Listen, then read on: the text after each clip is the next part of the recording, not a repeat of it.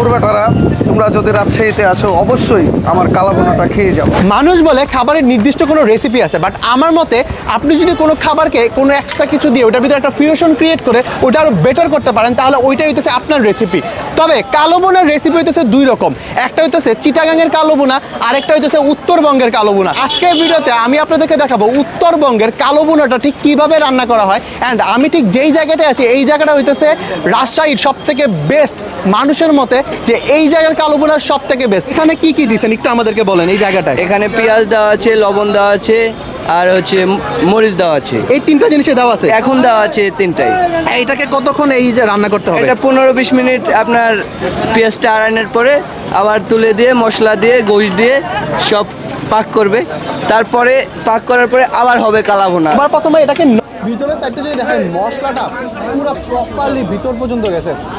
এটার কলিজা না ভাই অন্য লেভেলের, এখানে আসলে আপনি কলিজা মাছ ট্রাই করবেন। আজকে ভিডিও ছিল এই পর্যন্তই, সো দেখা হবে নেক্সট ব্লগে। আল্লাহ হাফেজ।